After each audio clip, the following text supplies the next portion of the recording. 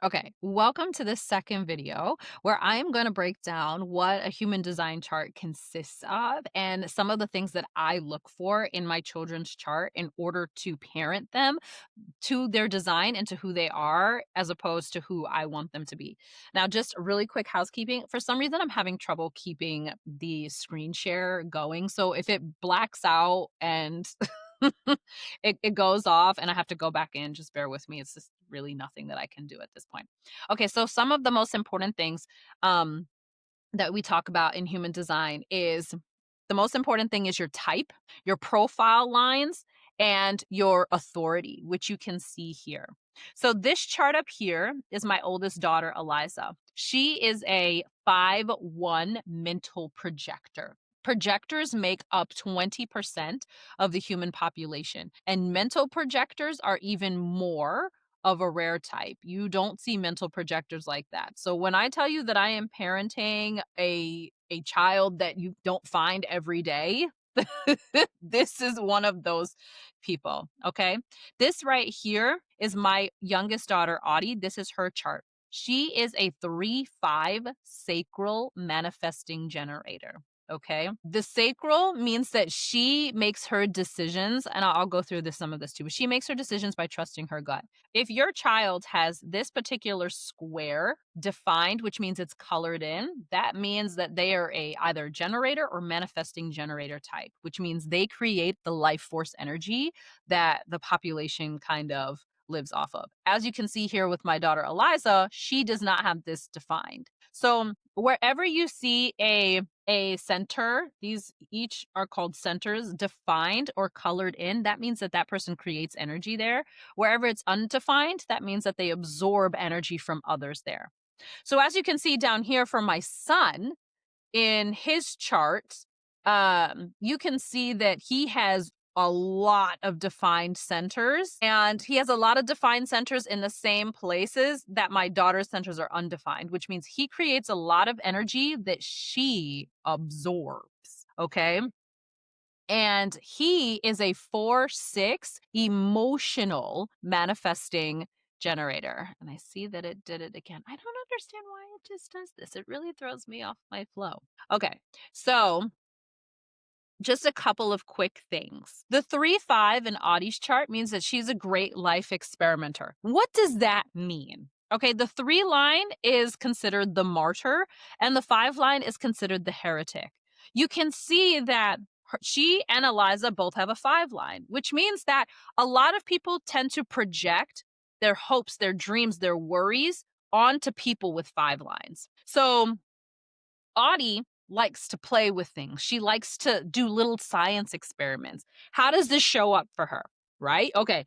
I have found her with her iPad on top of the refrigerator, and she's standing up on the counter watching her iPad on top of the refrigerator. She just wanted to try it. She wanted to try something new.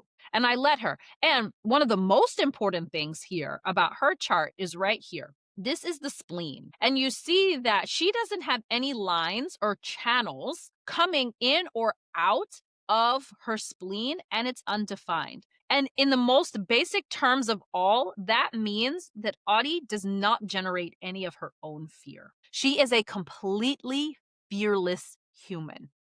So any fear that she has, she is absorbing from other people. So when has her iPad on top of the refrigerator and she's sitting on or standing on the counter, she's not afraid.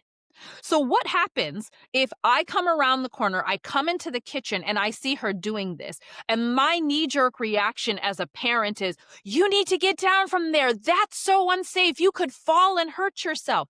Now I am projecting fear onto her, even though she doesn't have any of her own. And she is absorbing that because that space in her chart is completely empty and undefined.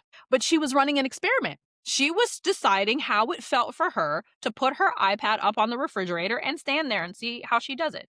She did that about 3 times and then she stopped doing it because she was done running that experiment.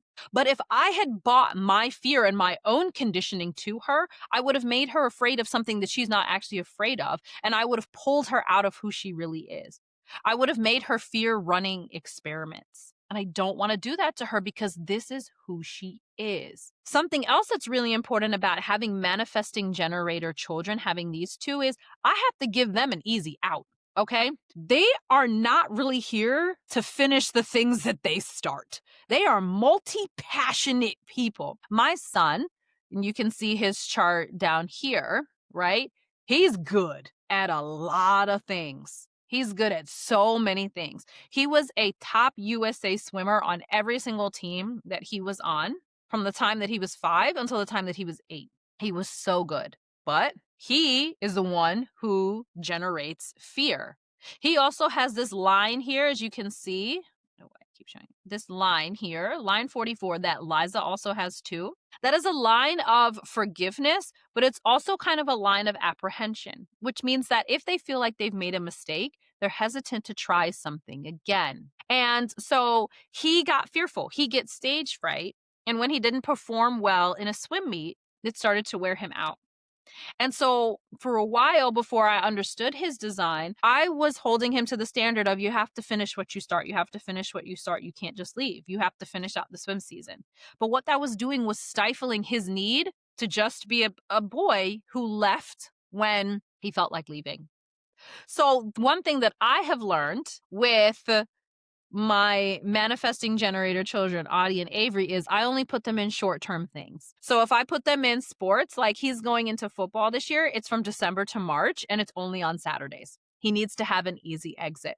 With Audie, I don't put her in competition dance or anything like that. She has 2 dance classes a week, and if she doesn't feel like doing one anymore, I let her out. Understanding this about my children is what gave me permission to be like, okay, no, they don't have to start what they finish. I don't have to, continue to push the idea that if they don't finish what they start, that they're failures. No. Understanding this about them lets me honor them, okay, in that way. So little things, and having their charts like this also helps me say, I don't have to say things like, well, why can't you be more like your sister? Why can't you be more like your brother? When you look at their charts, these kids couldn't be any more different. They can't be any more different. Obviously, they have things that are in common, right? Like Avery and Eliza. They have this line 44 here. That is the idea about forgiveness, the idea about I'm not sure if I want to try again, right?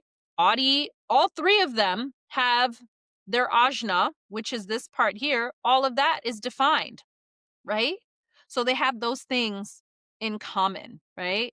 Audie and Avery, they both have their throat defined, which means they always have something consistent to say. Whereas Liza, she just kind of mirrors what other people are saying around her, depending on her environment. Another way that I honor particularly my mental projector is her decision making is heavily dependent on her environment. So if she's not comfortable in a space, she's not going to talk. And the second she gets in like the car with me, her environment is extremely important and she takes a long time to make decisions. So like when the teacher, we start a new school year and they're like, what can we know about your child? And it's like, she needs more time to process than everybody else. Plain and simple. Don't hold her to the higher standard because what happens is when you ask her a question, it's probably going to take her twice as long to answer it. But when she answers you, it's going to be one of the most brilliant things you've ever heard out of a child her age. She just needs time to process. But where she is and what she's physically surrounded by is also extremely important. So like right now, she has 2 doll houses in her room. And I'm like, Liza, you're not really playing with one of these doll houses. Like I want to start, clearing out some of Audie's old toys and moving one of these doll houses into her room just to start getting rid of some clutter. I'm planning on selling some of the other stuff that Audie has in her room, but not until November. And right now it's September. So what I've told Eliza is, Liza, probably by the end of October, I'm going to be moving this dollhouse out of your room. I am giving her an entire month and a half to process that her room is going to be shifting and for her to get on board with it. And I told her about this 2 days ago and I asked her again today, how do you feel? And she's like, So she's still not ready. She needs time. She needs time to process, and she's probably going to want to talk it out with me a couple of times before she's fully ready to let the dollhouse go. And that's not something that capitalism wants you to have, is time to process your decisions, right? For Audie, who's a sacral, she makes her best decisions by trusting her gut. And because she's a Manny-Gen, asking her yes or no questions is the easiest and fastest way to get her decision. So when we went to Disney World, and I'll give you these examples too. And I hope you're loving all of these examples the way that I'm loved teaching them, because this is how I have created such intentionality with parenting my children that are all different, right? So Liza, she needs to talk it out. She needs to take her time. She needs to make decisions. Audie likes yes or no questions. So when I took them to Disney World, when we went to Disney World, I told the girls they could each get a new princess dress from the Bibbidi Bobbidi Boutique. What I had to do in order to get each girl to decide which dress they wanted was completely different. So for Audie, I held up, they all picked out, I had them both pick out all the dresses that they could want if money wasn't a concern. So they each picked up like 7 dresses off the racks. Then what I had each of them do was wheedle them down to choices. So I would hold 2 up for Audie, and then she would pick which one she wanted. Yes or no. Yes or no. This one or this one. That's it. She wants choices, close-ended questions, until we got it down to the last 2. And then she trusted her gut. And what her first reaction was this one. She wanted I think it was the Ariel one. She wanted Ariel. Good. Easy. Took 5 minutes. Liza, on the other hand, held them up. Well, okay, well, I really like this one because this one's over here, but I also kind of like this one because I like this one. Can we come back to these two? Okay, let's come back to them. 20 minutes later. She was able to talk herself into getting the exact same dress as Audie. They both left with Ariel dresses, but they came to their decisions in a completely different way, and both of them were completely honored in how they made their decisions. When I take the girls shopping and we go to Claire's, Audie will fill up her basket in 3.5 seconds and be ready to walk out the door. We will be in there for 30 minutes with Liza as she picks, as she peruses, as she takes one and then puts it back, as she acclimates herself to her environment. For all intents and purposes, people are like, oh, they're sisters. They are 2 completely different humans, and I honor that in them. And then Avery, on the last note, he is an emotional authority, which means that for big decisions, for small, tiny decisions, he can follow his sacral response. He can follow his gut, yes or no. But for big things like, hey, do you want to go back into dance this year? Or do you want to, go back to swimming this year? If he's genuinely considering it, then he needs to ride his emotional wave. An emotional wave means that he's going to feel really high about the decision, and then he's going to feel really low about the decision. And then he's going to come to a place of neutrality where he doesn't care either way. And that is where he needs to make his decision. And that can take a few hours up to a few days. But I give him space. When the kids get picked up from school, I used to ask him right out the gate, how was school? And he'd be like, oh, it was fine. We didn't do anything, whatever, blah, blah, blah. And then I'd notice about an hour and a half after he got home from school, he would come and get in the bed and put his head on my lap and then just start yapping about how his day was. And that was his emotional authority, allowing himself to ride the wave of the question it was that I asked him until he was ready to talk about it.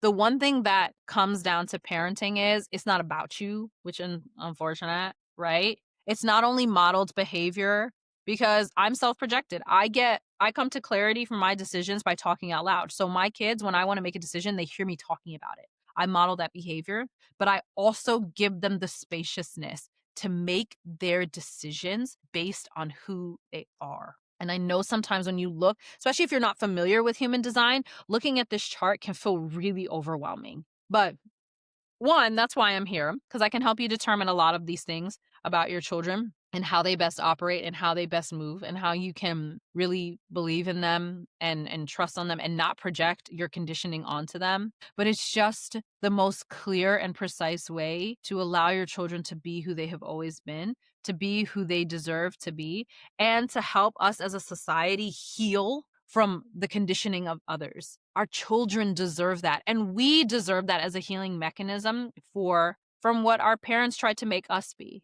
We deserve that, and our kids deserve that, okay? So I hope that you found these examples helpful. I really, really do, because it is just, and I mean, don't even get me started on how different me and my husband are from our kids. There are 6, there's the authority types. There is sacral, mental, self-projected, splenic, um, what's the other one? Emotional. And then reflectors don't really have an authority type. Uh they're just like they sample their environments. But there are like five different ways, five different like authority types and ways that you can make decisions. And every single one and person in my house has a different way of making decisions. Eliza's a mental projector. Audie's a sacral manifesting generator. Avery's an emotional authority. My husband is a splenic authority, and I am self projected. We all make our decisions differently around here, and we love, honor, and respect the way that all of us make decisions. And it doesn't mean that we all come to different answers, right? The same with Liza and Audie coming to the same princess dress answers. They did. They eventually picked the same dress. They came to the same response. But it was how we honored who they are and how they made those decisions that makes them feel like overall better humans. And it's what our children deserve, okay? It is what they deserve. So, again, I hope that you enjoyed this module on just me explaining my children's design and how you can do that for your own kids. And remember, if that's something that you want to talk about through with your children, let me know, DM me, and we can set up a time to be able to do that. And I hope to see you in other parts of the Institute.